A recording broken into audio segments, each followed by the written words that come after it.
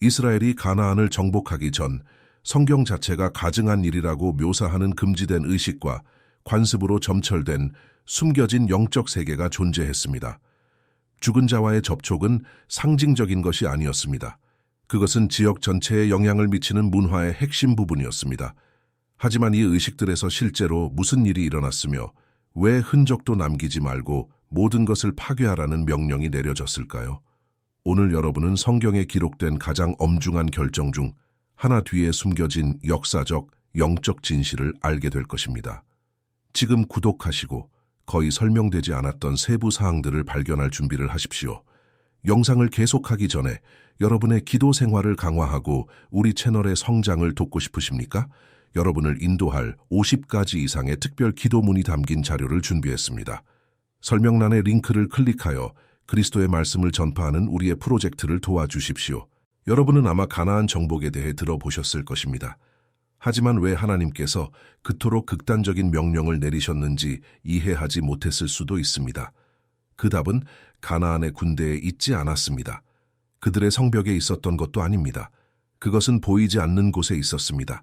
즉, 죽은 자를 신탁으로 간주하고 아이들을 제물로 불태우며 제사장들이 두세 개 사이의 베일을 찢을 수 있다고 믿었던 영적 체계에 있었습니다. 이스라엘은 단순히 어느 땅에 들어가는 것이 아니었습니다. 초자연적인 전장에 들어가는 것이었습니다. 다음에 이어질 내용을 가늠하기 위해 여러분이 고대 민족에 대해 가졌을 법한 단순화된 이미지는 잊어야 합니다. 가나안인들은 천막에 사는 원시 부족이 아니었습니다. 그들은 아브라함이 태어나기 1000년 전부터 존재했던 성벽 도시를 가진 정교한 문명이었습니다. 가나안의 주요 도시 중 하나인 유가리테는 수천 개의 점토판이 있는 도서관을 보유하고 있었습니다. 그들의 서기들은 다국어에 능통했습니다. 그들의 장인들은 이집트의 것에 필적하는 보석을 제작했습니다. 그리고 그들의 제사장들은 동부지중해 전체 문화에 영향을 미칠 만큼 복잡한 종교 체계를 관리했습니다. 장면을 생각해 보십시오. 때는 기원전 1400년경입니다. 이집트는 여전히 피라미드를 세우고 있습니다. 메소포타미아는 법을 정교화하고 있습니다. 그리고 이 두 거인 사이 세 대륙을 잇는 지대에서 가나안이 번성합니다. 가나안은 통일된 국가가 아니라 각자의 왕과 군대, 신을 가진 독립된 도시 국가들의 모자이크였습니다. 북쪽의 하솔 헤이솔은 인구가 약 20,000명으로 추산되었으며 80헥타르의 면적을 차지했습니다. 메우기또 메기또는 이집트와 아수르 사이의 가장 중요한 통로를 통제했습니다. 세계에서 가장 오래된 도시 중 하나인 여리고 제리코는 대부분의 민족이 여전히 유목 생활을 할 때 이미 성벽을 가지고 있었습니다. 이 도시들을 하나로 묶은 것은 정치가 아니었습니다. 그것은 종교였습니다.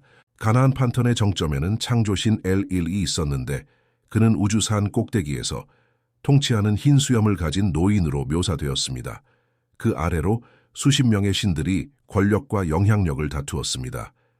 폭풍의 주신 바알이 가장 인기가 많았습니다. 그의 이름은 구약 성경에서만 90번 이상 등장하며 거의 항상 경고의 대상으로 나타납니다. 풍요의 여신 아세라, 에이셰라는 지역 전체의 언덕에 성소 기둥을 세워두었습니다. 죽음의 신 모트, 에모티는 지하 세계를 다스렸습니다. 그리고 몰록, 모렉. 이 이름은 반드시 기억해야 합니다. 은 오늘날까지 공포를 불러일으키는 종류의 재물을 요구했습니다. 하지만 많은 이들이 깨닫지 못하는 점이 여기 있습니다. 가나안 종교는 단순히 조각상을 숭배하거나 축제를 여는 것이 아니었습니다. 그것은 영적 조작의 완전한 체계였습니다. 가나안 제사장들은 특정 의식을 통해 보이지 않는 힘을 통제할 수 있다고 진심으로 믿었습니다. 주문을 통해 비를 내리게 할 수 있다고 믿었습니다. 희생 제사를 통해 질병을 고칠 수 있다고 믿었습니다. 그리고 더 충격적인 것은 죽은 자와 소통할 수 있다고 믿었다는 점입니다. 강령술은 가나안에서 주변적인 관습이 아니었습니다. 그것은 제도화되어 있었습니다. 이를 전문으로 하는 전문가들이 존재했습니다. 우가리트의 텍스트에는 중요한 전투 전에 왕과 장군들이 상담했던 영을 아는 자라고 불리는 제사장 계급이 언급됩니다.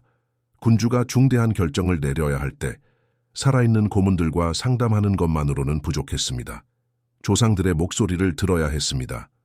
죽은 자들은 산 자들이 가지지 못한 지식에 접근할 수 있으며 미래를 보고 숨겨진 비밀을 밝힐 수 있다고 믿었습니다.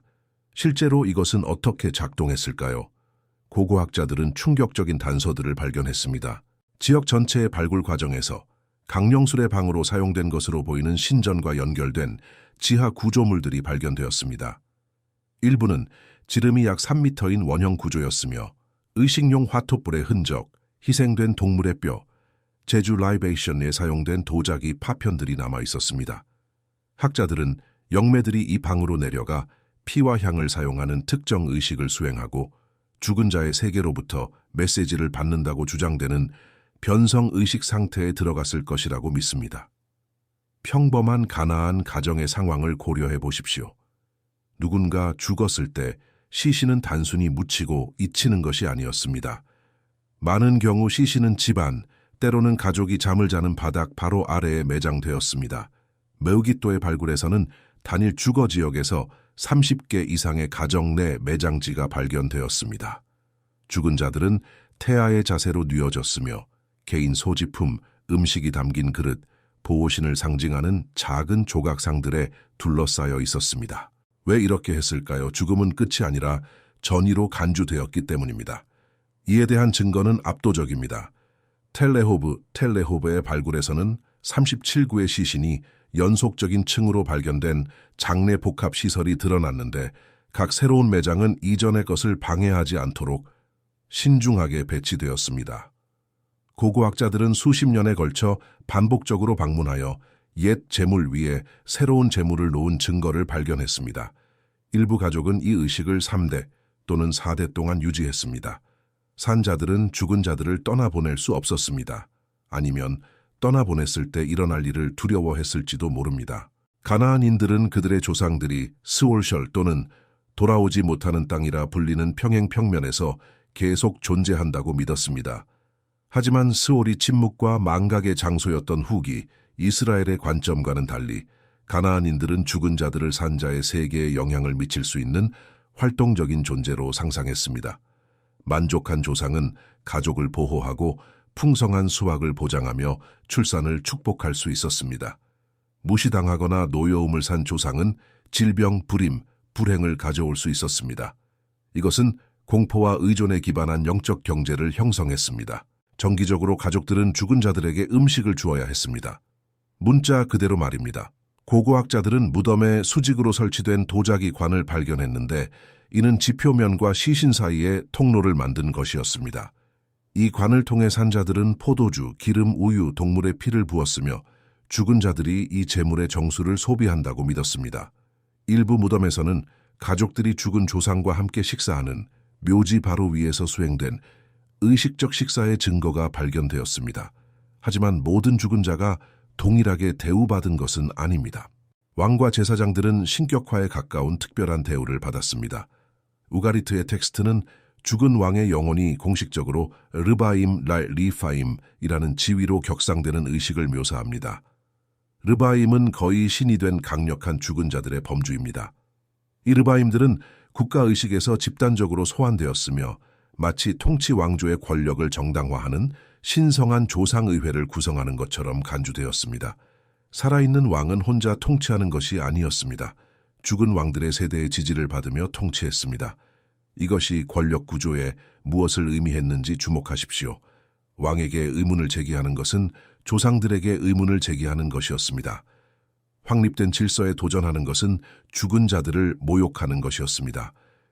이 체계는 삶을 넘어선 통제의 그물을 만들었으며 죽음조차도 계급 구조를 유지하는 데 기여했습니다. 그리고 몰록 모렉이 있었습니다. 이 이름은 아마도 통치자를 뜻하는 세머 멜렉에서 유래했을 것이며 히브리 서기들이 수치를 뜻하는 보셰트 보텟의 모음을 삽입하여 의도적으로 왜곡했을 것입니다. 그 이름을 발음할 때마다 정죄의 의미가 담겼습니다. 수치의 왕, 이것은 단순한 신학적 비판이 아니었습니다. 그것은 기록된 공포였습니다. 강령술이 죽은 자로부터 권력을 추출하려는 시도였다면 몰록 숭배는 훨씬 더 어두운 것, 즉 신성한 은총을 대가로 생명을 바치는 것을 의미했습니다. 역사학자들은 이 의식들이 정확히 어떻게 진행되었는지 토론하지만 증거들은 충격적입니다. 가나안의 관습을 물려받은 페니키아 식민지 카르타고에서 고고학자들은 도벳 토펫이라 불리는 성소를 발굴했는데 그곳에서 아이들의 화장된 유해가 담긴 20,000개 이상의 유골함을 발견했습니다. 연령대는 신생아부터 약 4세 아동까지 다양했습니다. 성경이 흰놈의 골짜기를 언급할 때 그것은 과장이 아닙니다. 예루살렘 외곽에 위치한 이 골짜기는 가증한 관습들과 너무나 밀접하게 연관되어 히브리어 이름인 게헨나 기에나는 후기 유대 문학에서 지옥 자체를 의미하게 되었습니다. 예레미야 7장은 그곳에서 일어난 일을 묘사합니다.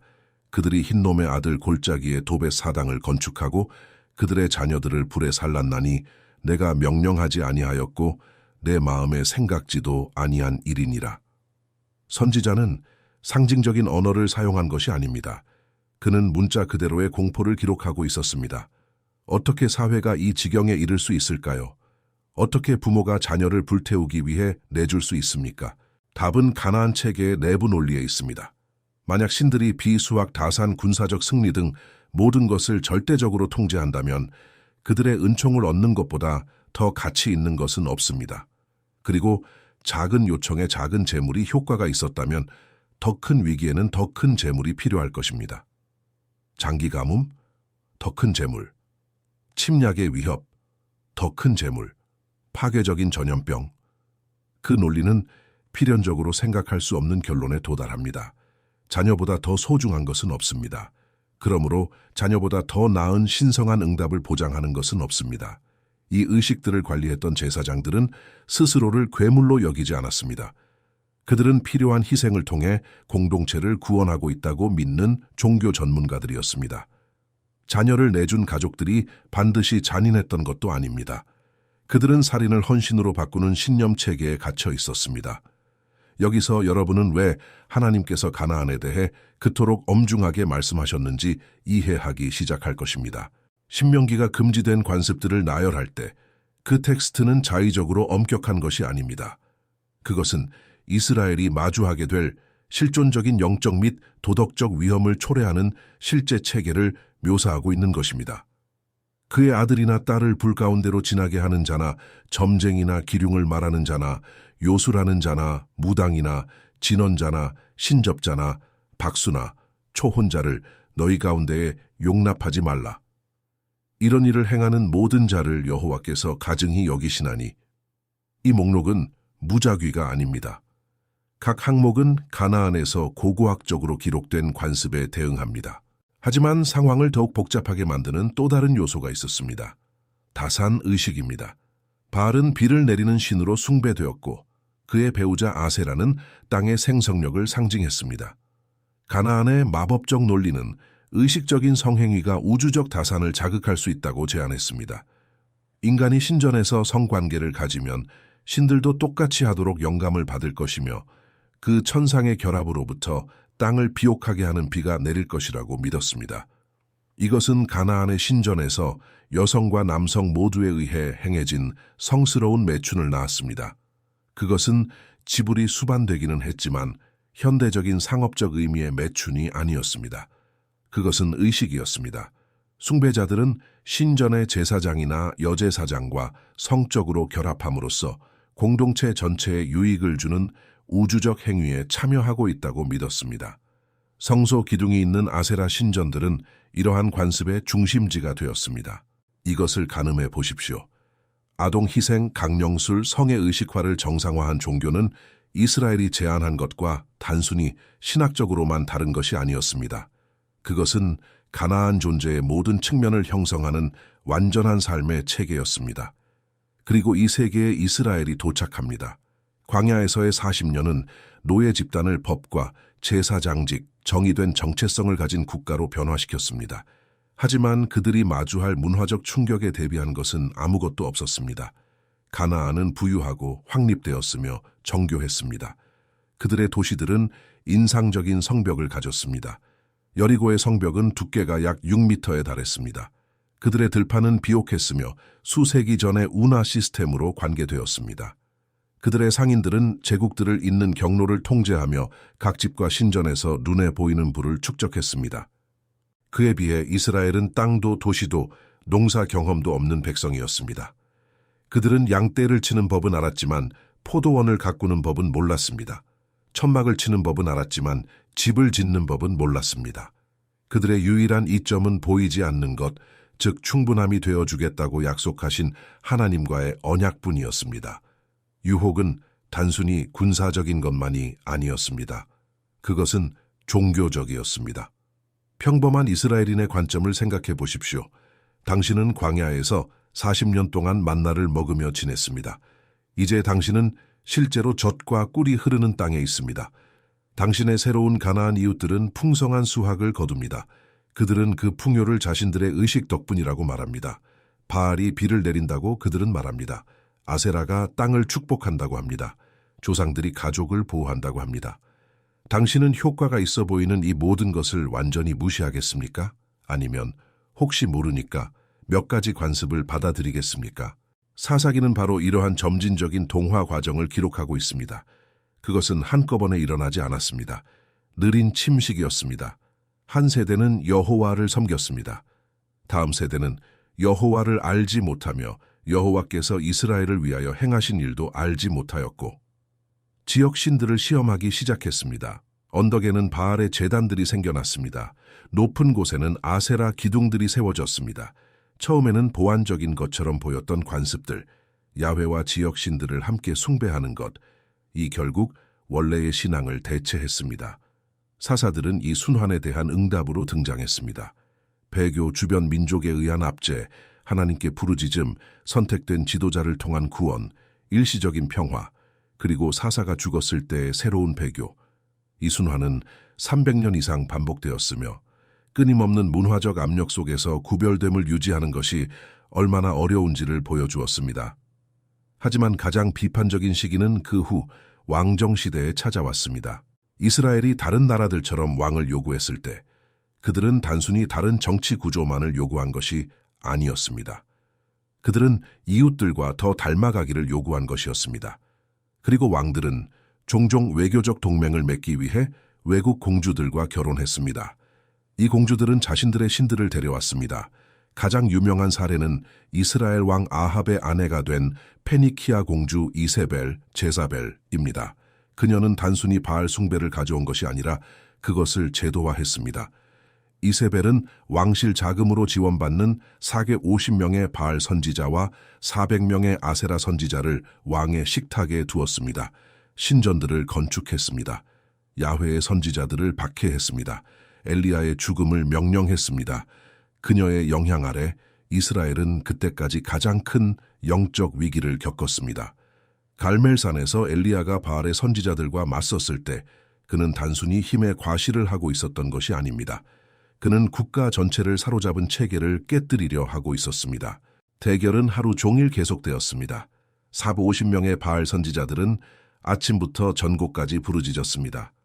그들의 관습에 따라 피가 흐를 때까지 칼과 창으로 몸을 상하게 했습니다. 황홀경에 빠졌습니다. 소리를 질렀습니다. 춤을 추었습니다. 제단 위에서 뛰었습니다. 엘리야는 지켜보며 조롱하기 시작했습니다. 큰 소리로 부르라. 그는 신인증 묵상하고 있는지, 혹은 그가 잠깐 나갔는지, 혹은 그가 길을 행하는지, 혹은 그가 잠이 들어서 깨워야 할 것인지. 그것은 계산된 도발이었습니다. 폭풍을 통제한다고 주장되지만 불 하나 지피지 못하는 신의 완전한 무능함을 폭로한 것이었습니다. 아무 일도 일어나지 않았습니다. 엘리야가 마침내 기도했을 때 정교한 의식 없는 짧고 직접적인 기도였습니다. 하늘에서 불이 내려와 번제물뿐만 아니라 나무와 돌, 흙 그리고 모든 것을 적셨던 물까지 태워버렸습니다. 현장에 있던 백성들은 얼굴을 땅에 대고 선언했습니다. 여호와 그는 하나님이시로다. 여호와 그는 하나님이시로다. 하지만 이 극적인 사건조차 문제를 영구적으로 해결하지는 못했습니다. 이세벨은 권력을 유지했습니다. 배교는 다른 세대에서도 계속되었습니다. 가장 지혜로운 왕이었던 솔로몬조차 그의 많은 외국인 아내들의 신들을 위해 제단을 쌓으며 생을 마감했습니다. 그조차 저항하지 못했다면 평범한 백성들에게 무엇을 기대하겠습니까? 후기 선지자들은 가나안의 영향력이 얼마나 깊이 침투했는지를 증명하는 관습들을 기록했습니다. 이사야는 이교도 의식을 따라 동산에서 스스로 거룩하게 하며 스스로 정결하게 하는 이스라엘인들을 언급합니다. 예레미야는 아세라의 칭호인 하늘의 여왕을 위해 과자를 굽는 여인들을 발견했는데 그들은 그렇게 했을 때는 번영했지만 그만두었을 때는 재앙이 왔다고 선언했습니다.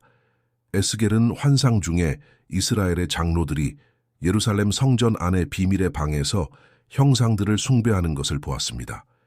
70명의 장로들이 손에 향로를 들고 벽에 그려진 가증한 짐승과 기어다니는 것들의 형상에 향을 피우고 있었습니다. 이것은 무지한 민중의 종교가 아니었습니다. 엘리트들이 참여하고 있었습니다. 그리고 강령술은 결코 완전히 사라지지 않았습니다. 가장 유명한 사건은 이스라엘의 첫 번째 왕 사울에게 일어났습니다. 블레셋과의 중대한 전투 전날 하나님께서 합법적인 수단을 통해 응답하지 않으시자 겁에 질린 사울은 엔돌의 영매를 찾아갔습니다. 그 자신이 왕국에서 그런 관습을 금지했음에도 불구하고 말입니다. 이제 변장한 채 그는 그녀에게 사무엘의 영을 불러내달라고 요청했습니다. 그날 밤 일어난 일은 오늘날까지 학자들 사이에서 논쟁의 대상입니다. 무언가가 나타났습니다. 영매는 신이 땅에서 올라오는 것을 보고 비명 지르며 놀랐습니다. 성경 텍스트는 사무엘이 생전에 입었던 것과 똑같은 겉옷을 입은 노인의 모습을 한 형상을 묘사합니다. 사울은 엎드렸습니다. 그가 사무엘로 식별한 목소리가 들려와 상담을 요청한 그를 꾸짖고 다음 날 그의 죽음을 예언했습니다.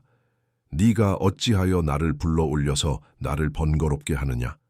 목소리가 물었습니다. 그리고 선고가 내려졌습니다. 내일 너와 네 아들들이 나와 함께 있으리라. 모든 것이 성취되었습니다. 사울은 죽었습니다. 그의 아들들도 죽었습니다. 군대는 패배했습니다. 서사는 초자연적인 관점에서 정확히 무슨 일이 일어났는지 설명하지 않습니다. 그것이 정말 사무엘이었는지 아니면 속이는 영이었는지 말하지 않습니다. 그것이 보여주는 것은 죽은 자를 상담하는 관습이 실제했으며 왕들조차 그것을 찾았고 그것이 파멸로 이끌었다는 점입니다. 수세대 후 기원전 722년 북왕국이 아수르에 멸망했을 때 성경 텍스트는 그 이유를 요약합니다. 이스라엘 자손이 그 하나님 여호와께 죄를 범하고 여호와께서 그들 앞에서 쫓아내신 이방 사람의 규례를 행하였음이라. 아세라상을 만들고 우상을 섬기며 또 자기 자녀를 불 가운데로 지나가게 하며 복술과 사술을 행하고 이 목록은 본질적으로 신명기의 것과 동일합니다. 무시된 경고는 성취된 기소장이 되었습니다. 남왕국 유다는 136년을 더 버텼지만 그것은 더 신실했기 때문이 아니었습니다. 유다 역사상 가장 긴 55년 동안 통치한 므낫세 같은 왕들은 가나안의 관습을 완전히 복구했습니다. 므낫세는 그의 아버지 히스기야가 헐었던 바알의 제단들을 다시 쌓았습니다. 아세라 목상을 세웠습니다. 예루살렘 성전에 조각한 형상을 두었습니다. 복수를 행했습니다. 신접한 자를 상담했습니다. 그리고 아마도 흰놈의 골짜기에서 그의 아들을 불 가운데로 지나게 했습니다. 기원전 586년 유다가 마침내 바벨론에 멸망했을 때 선지자들은 포로 생활을 수세기에 걸쳐 축적된 이러한 관습들의 직접적인 결과로 해석했습니다. 하지만 포로기 동안 일어난 일은 의미심장합니다. 이방 땅에서의 70년은 수세기 동안의 선지자들의 경고가 해내지 못한 일을 해냈습니다. 파괴된 성전과 약속의 땅에서 멀리 떨어진 곳에서 유대인들은 자신들의 신앙을 근본적으로 재고해야 했습니다. 성전이 잿더미가 되었을 때 성전과 연결된 하나님을 어떻게 예배할 것인가? 자신들을 정의하던 모든 것이 뿌리 뽑혔을 때 어떻게 정체성을 유지할 것인가? 답은 조용한 혁명을 통해 찾아왔습니다. 회당 시나고구의 출현, 성경의 중심성, 장소나 제사에 의존하지 않는 휴대 가능한 신앙의 구축입니다. 에스라와 느헤미야 아래 유대인들이 예루살렘으로 돌아왔을 때 무언가 근본적으로 변해 있었습니다. 바알을 숭배하려는 유혹은 사라졌습니다. 아세라 기둥은 다시는 세워지지 않았습니다. 가나안 시절부터 이스라엘을 괴롭혔던 고전적 우상 숭배는 단순히 끝이 났습니다. 포로기에서 돌아온 백성들은 그들의 조상들이 결코 도달하지 못했던 방식으로 엄격한 유일 신론자가 되었습니다. 우리가 아는 유대교는 이 포로기 이후 시대에 탄생했습니다. 하지만 영적 조작의 관습들은 세상에서 사라지지 않았습니다. 단지 형태를 바꾸었을 뿐입니다. 구약과 신약 사이의 중강이 동안 마법은 새로운 구성으로 계속 번성했습니다. 예수께서 태어나셨을 때 그 지역은 떠돌이 축기사, 점쟁이, 부적 판매자, 그리고 유대, 그리스, 이집트, 페르시아 요소를 혼합한 혼합주의 의식 수행자들로 가득했습니다. 복음서는 현대 독자들을 놀라게 할 만큼 자주 귀신 들림을 언급합니다. 예수께서는 악한 영적 세력의 실체를 부정하지 않으셨습니다. 그분은 군중을 놀라게 하는 권위로 귀신을 쫓아내며 그들과 직접 맞서셨습니다. 반대자들이 그분이 바알세불의 힘으로 귀신을 쫓아낸다고 비난했을 때 그분은 귀신은 존재하지 않는다라고 말씀하지 않으셨습니다.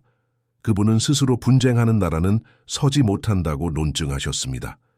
영적 실체는 논쟁의 모든 측면에서 전제되어 있었습니다. 사도행전은 이 서사를 이어갑니다. 빌립보에서 바울은 주인들에게 이익을 주던 점치는 귀신 들린 여종을 만났습니다. 에베소에서는 개종한 마술사들이 자신들의 마술책들을 불태웠는데 그 가치는 50,000개로 계산되었습니다. 구브로에서는 엘루마라는 마술사가 복음 전파를 방해하려 했습니다. 초기 교회는 가나안으로 거슬러 올라가는 관습들이 가득한 환경에서 탄생했습니다. 바울은 에베소인들에게 보낸 편지에서 이스라엘이 수세기 동안 경험했던 것을 명확히 표현합니다. 우리의 씨름은 혈과 육을 상대하는 것이 아니요 통치자들과 권세들과 이 어둠의 세상 주관자들과 하늘에 있는 악의 영들을 상대함이라. 이스라엘이 요단강을 건넜을 때 시작된 전투는 계속되고 있었습니다. 단지 전장만이 바뀌었을 뿐입니다. 그리고 그 평행선들은 인상적입니다. 가나안인들이 죽은 자를 통해 비밀 지식을 구했던 것처럼 뱀은 너희가 하나님과 같이 되어 선악을 알 줄을 하나님이 아심이니라 라고 약속했습니다. 가나안인들이 의식을 통해 보이지 않는 힘을 조작하려 했던 것처럼 마술사 시몬은 돈으로 성령의 권능을 사려 했습니다. 가나안인들이 신성한 은총을 얻기 위해 가장 소중한 것을 희생했던 것처럼 신약 성경은 하나님께서 친히 결정적인 희생 제물을 마련하셨음을 계시합니다. 여기에 모든 것을 바꾸는 역전이 있습니다. 가나안 종교에서 인간은 멀리 있는 신들을 조작하기 위해 희생 제물을 바쳤습니다. 복음에서 하나님은 자신의 노력으로 가까이 갈 수 없는 인간들을 화해시키기 위해 자신의 아들을 내어주십니다. 방향이 반대입니다. 희생은 아래가 아니라 위에서 옵니다. 그리고 그것은 하나님 자신으로부터 오기 때문에 반복될 필요가 없습니다. 그것으로 충분합니다. 그것은 최종적입니다. 히브리서는 이 대조를 상세히 전개합니다. 그리스도께서는 손으로 만든 성소에 들어가지 아니하시고 바로 그 하늘에 들어가사 이제 우리를 위하여 하나님 앞에 나타나시고 대제사장이 해마다 다른 것의 피로써 성소에 들어가는 것 같이 자주 자기를 드리려고 아니하실지니 이제 자기를 단번에 제물로 드려 죄를 없이 하시려고 세상 끝에 나타나셨느니라. 바알의 제단들은 지속적인 제물을 요구했습니다. 십자가는 안식을 제공합니다. 가나안의 영매들은 보이지 않는 세계에 대한 일시적이고 불확실한 접근을 약속했습니다. 예수께서는 선언하십니다. 내가 곧 길이요 진리요 생명이니 나로 말미암지 않고는 아버지께로 올 자가 없느니라. 비밀스러운 의식을 통해서가 아닙니다. 특별한 제사장들을 통해서가 아닙니다. 숨겨진 힘의 조작을 통해서가 아닙니다.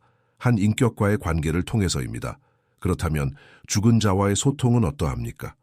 신약 성경은 근본적으로 다른 것을 제시합니다. 산자가 죽은 자와 강제로 접촉하려는 시도 대신 미래의 부활에 대한 약속이 있습니다. 그리스도 안에서 죽은 자들은 스올의 미약한 존재 상태에 있는 것이 아니기에 상담의 대상이 아닙니다. 그들은 몸을 떠나 주와 함께 있는 상태입니다. 그리고 그리스도 안에서 죽은 자들이 먼저 일어날 날이 올 것입니다. 소환되어야 할 그림자가 아니라 영광스러운 몸과 재결합한 완전한 인격으로서 말입니다. 차이는 단순히 방법론의 차이가 아닙니다. 그것은 우주론 전체의 차이입니다. 가나안인들은 달래야 하는 힘, 노여움을 살 수 있는 영들, 변덕스럽고 요구가 많은 신들에 대한 끊임없는 공포 속에 살았습니다. 복음은 하나님이 세상을 이처럼 사랑하사 독생자를 주셨으니 라고 선포하는 하나님을 전합니다. 조작되어야 할 하나님이 아니라 잃어버린 자녀들을 찾기 위해 먼저 다가오시는 아버지이십니다. 오늘날 버려진 가나안의 제단들을 볼 때 풀로 덮인 하솔의 폐허, 지중해의 태양 아래 침묵하는 매우깃도의 돌들, 현대 예루살렘의 나무 우거진 공원으로 변한 흰놈의 골짜기, 아이들이 불태워졌던 곳에서 가족들이 소풍을 즐기는 모습. 여러분은 한 체계의 종말을 봅니다. 아이들의 피를 요구했던 신들은 아수르의 정복으로부터 그 숭배자들을 구하지 못했습니다. 신격화된 조상들은 바벨론의 침략으로부터 도시들을 보호하지 못했습니다. 다산 의식들은 역사가 기록하는 가뭄들을 막지 못했습니다. 하지만 이러한 관습들을 거부했던 백성들은 여전히 존재합니다. 모든 역사적 확률을 거스르고 이스라엘의 후손들은 바벨론 포로기, 페르시아의 지배, 강제적인 헬레니즘화, 로마의 파괴, 2000년의 이산, 중세의 박해, 홀로코스트를 견뎌냈습니다. 이스라엘을 정복했던 나라들은 사라졌습니다. 그들을 압제했던 제국들은 폐허가 되었습니다. 하지만 각 대륙의 회당에서는 여전히 죽은 자를 상담하고 아이를 희생시키는 것을 금지했던 똑같은 성경이 읽히고 있습니다. 그리고 더 놀라운 것은 이스라엘에서 탄생한 신앙이 전 세계로 퍼졌다는 점입니다. 바울이 회당과 광장에서 전했던 복음은 오늘날 지구상의 모든 민족에게 선포되고 있습니다. 20억 명의 사람들이 예수의 추종자로 자처합니다. 바알 숭배에 상응하는 현대적 존재는 없습니다. 아무도 아세라를 위해 기둥을 세우지 않습니다. 몰록과 모트의 이름은 오직 학술 서적에서만 살아남아 있습니다. 가나안의 언덕에서 시작된 영적 전투는 명확한 승자를 낳았습니다. 하지만 싸움이 끝났다고 생각하는 것은 순진한 일일 것입니다. 형태는 변하지만 원리는 남아 있습니다. 영적 지름길을 찾으려는 유혹, 자신의 이익을 위해 보이지 않는 것을 조작하려는 유혹, 번영을 대가로 소중한 것을 희생시키려는 유혹, 이것은 새로운 모습으로 계속됩니다. 사후 세계의 메시지를 약속하는 세션에 거금을 쓰며 죽은 자와 접촉하기 위해 영매를 찾는 이들이 있습니다. 재정적 성공이라는 재단 위에 인간관계, 건강, 정직을 희생시키며 자신도 모르게 몰록의 논리를 반복하는 이들이 있습니다. 올바른 의식, 정확한 예물, 정확한 순서로 발음되는 마법의 단어들을 통해 운명을 통제할 수 있다고 약속하는 종교를 수행하는 이들이 있습니다. 오컬트 산업은 전 세계적으로 수십억 달러를 움직입니다. 점성술 앱은 수백만 명의 사용자를 보유하고 있습니다. 영매들이 텔레비전 프로그램에 출연합니다. 보이지 않는 힘을 조작하려는 갈구는 사라지지 않았습니다. 단지 현대화되었을 뿐입니다. 이스라엘이 직면했던 질문은 여전히 남아 있습니다. 당신은 누구를 신뢰합니까? 기술과 예물을 통해 권력을 약속하는 체계들입니까? 아니면 자신을 제물로 내어주신 하나님, 사드릴 필요가 없기에 조작될 수 없는 분, 숭배자들의 피를 요구하지 않고 그들을 위해 친히 피를 흘리신 분입니까? 고대의 선지자들은 부르짖었습니다. 너희가 어느 때까지 둘 사이에서 머뭇머뭇하려느냐? 여호와가 만일 하나님이면 그를 따르고 바알이 만일 하나님이면 그를 따를지니라. 갈멜산에서의 엘리야의 질문은 수세기를 가로질러 메아리칩니다. 바알이 여전히 숭배받는 신으로 존재하기 때문이 아닙니다. 근본적인 선택이 매 세대마다 온전히 남아있기 때문입니다. 창조주와의 관계 위에 세워진 삶인가, 아니면 우리가 통제할 수 없는 것을 통제하려는 시도 위에 세워진 삶인가. 가나안의 폐허는 수천 년 동안 침묵 속에 있습니다. 바알 제사장들의 뼈는 오래전에 먼지가 되었습니다. 죽은 자들에게 음식을 주던 도자기관들은 박물관에 라벨이 붙은 채 학자들에 의해 연구되고 있습니다.